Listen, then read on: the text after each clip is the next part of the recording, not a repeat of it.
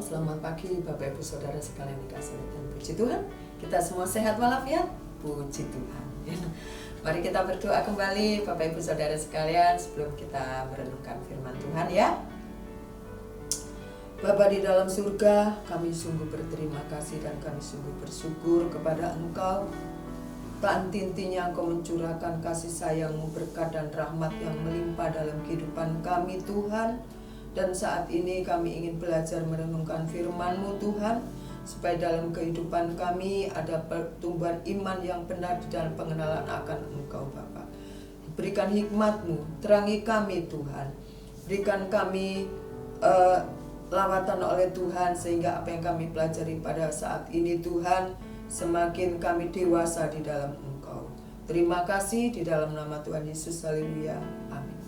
Puji Tuhan, Bapak Ibu Saudara dikasih oleh Tuhan. Pada pagi hari ini bacaan kita terambil di dalam kitab Ibrani. Kitab Ibrani 3 ayat yang ke-12 sampai 19 ya. Saya membaca sampai ayat yang ke-14 saja. Baik, saya akan membacanya. Waspadalah hai saudara-saudara, supaya di antara kamu jangan terdapat seorang yang hatinya jahat dan yang tidak percaya oleh karena ia murtad dari Allah yang hidup, tetapi nasihatilah seorang akan yang lain serta setiap hari selama masih dapat dikatakan hari ini, supaya jangan ada di antara kamu yang menjadi tegar hatinya karena tipu daya dosa. 14. Karena kita telah beroleh bagian di dalam Kristus, asal saja kita teguh berpegang sampai kepada akhirnya pada keyakinan iman kita yang semula. Puji Tuhan. Bapak Ibu Saudara yang dikasih oleh Tuhan, kitab Ibrani ini ditulis, sang penulis menyatakan ini karena memang mereka dalam kondisi yang terombang-ambing oleh pengajaran-pengajaran. Dan pada pagi hari ini saya akan memberikan judul yaitu jangan keraskan hatimu. Puji Tuhan. Mengapa jangan keraskan hatimu? Ternyata jemaat yang ditulis oleh sang penulis Ibrani ini, mereka ini ya masih mempercayai ajaran nenek moyangnya, yaitu orang-orang Israel. Ya, saya sering mengatakan bagaimana Tuhan itu sudah menyatakan kemurahannya, tetapi pada saat mereka merasa kebutuhannya itu dipenuhi oleh Tuhan, mereka berterima kasih. Dan pada saat keinginannya Tuhan tidak nyatakan, mereka berbalik.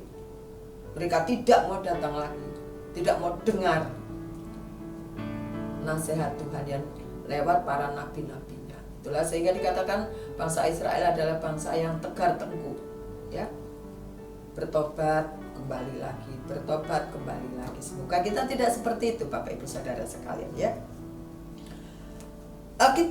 Ada seorang hamba Tuhan yang bernama John Stott mengatakan begini Bapak Ibu, kita harus mengizinkan firman Tuhan untuk membentuk atau untuk meruntuhkan pola pikir kita.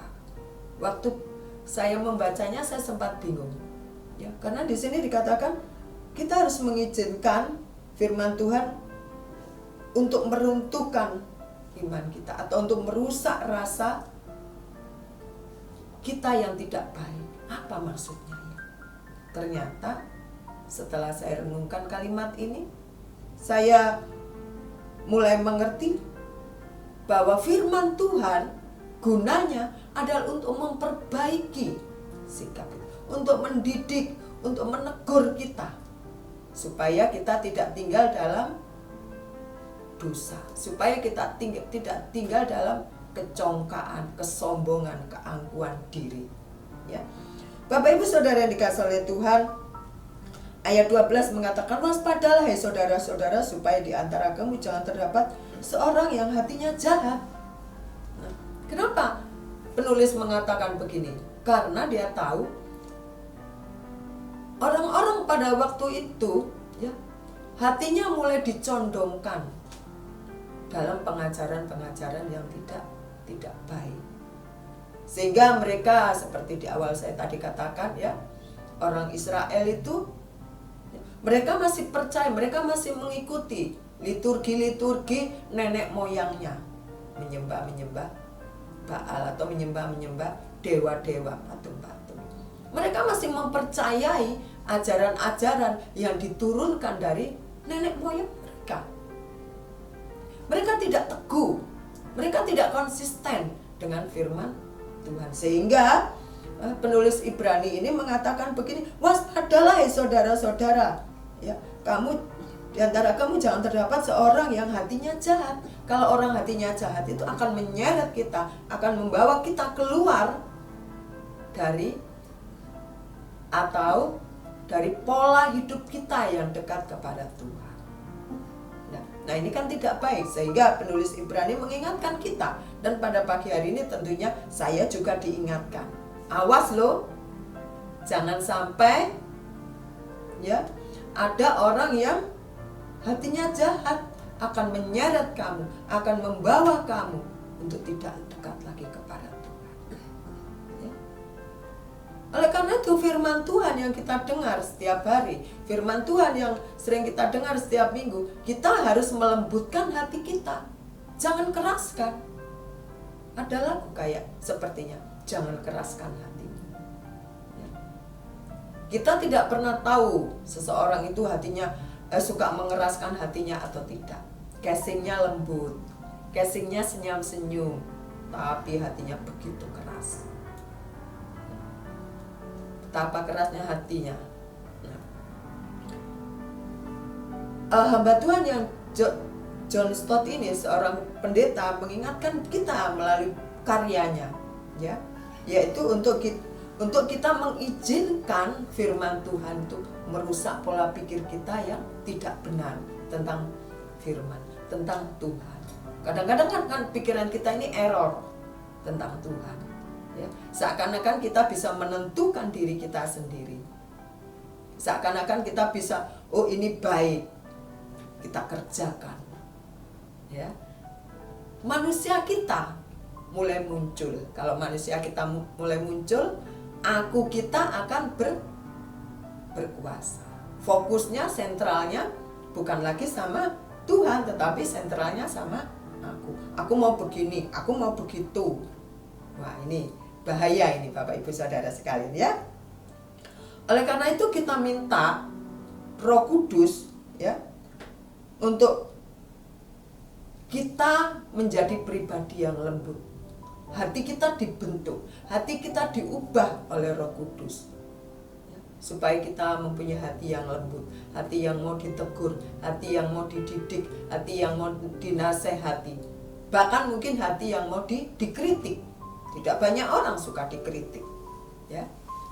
Tidak banyak orang yang suka dikritik, tetapi banyak orang suka mengkritik. Nah, itu bahayanya, ya. Semoga kita tidak menjadi bagian orang-orang yang suka mengkritik, tetapi kita dikritik demi kebaikan kita semua. Puji Tuhan. Bapak Ibu Saudara dikasih oleh Tuhan, apakah kita sudah mempunyai komitmen kalau kita ini tidak suka mengeraskan hati kita, atau kita bukan menjadi pribadi yang suka mengeraskan hati? Kadang-kadang kita juga tidak sadar bahwa sesungguhnya kita juga bagian orang yang keras hati. Orang yang keras hati itu tidak mau ditegur, tidak mau dinasehati, tidak mau dididik. Biasanya identik dengan orang yang sombong atau tinggi hati, ya. Puji Tuhan kalau selama ini ada saudara-saudara seiman kita yang mau menegur kita demi kebaikan kita, kita katakan puji Tuhan. Tetapi itu bukan karena kita loh, kalau kita mau ditegur, kalau kita mau diperbaiki, itu karena Roh Kudus yang bekerja dalam diri kita. Kita identik dengan manusia yang sombong karena dosa. Tapi puji Tuhan, kita mempunyai komitmen, kita mau ditegur oleh firman Tuhan. Karena firman Tuhan itu adalah perwakilan dari pikiran Tuhan yang dinyatakan dalam kehidupan saya dan juga Bapak Ibu Saudara sekalian. Puji Tuhan, Bapak Ibu Saudara sekalian dikasih oleh Tuhan.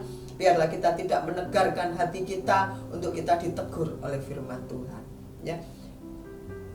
Teguran itu demi kebaikan kita. Karena mungkin kita berkecimpung dalam dosa, mungkin kita berkecimpung dalam hal-hal yang tidak benar, maka Roh Kudus mengizinkan untuk firman Tuhan memperbaiki segala kesalahan kita. Puji Tuhan, pada pagi hari ini kita belajar dari bangsa Israel di dalam kitab Ibrani ini, supaya kita tidak mengeraskan hati di dalam nasihat yang dinyatakan lewat firman Tuhan. Kita mempunyai komitmen, aku mau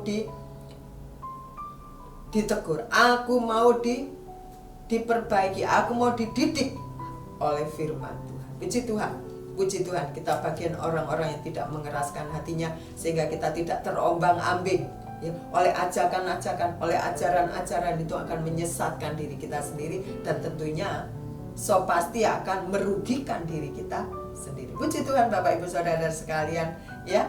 Mari kita bersama-sama berdoa supaya Tuhan terus-menerus menempa hidup kita, memperbaiki hidup kita, pikiran kita, attitude kita, dan kita mau menundukkan diri serta pikiran kita di bawah firman Tuhan. Haleluya. Mari kita berdoa. Bapa di dalam surga, kami tahu kami manusia yang penuh dengan dosa, syarat sekali dengan kesalahan Tuhan. Dan kami terkadang mengeraskan hati kami, menegarkan hati kami untuk kami ditegur oleh firman-Mu. Sesungguhnya kami tahu firman-Mu adalah bukti rasa kasih, bukti rasa cinta-Mu terhadap kami, agar kehidupan kami tidak menjauh dari Tuhan, agar kehidupan kami tidak terperosok jauh dalam dosa. Sesungguhnya kami tahu Tuhan, tetapi sesungguhnya pula kami suka mengeraskan hatinya.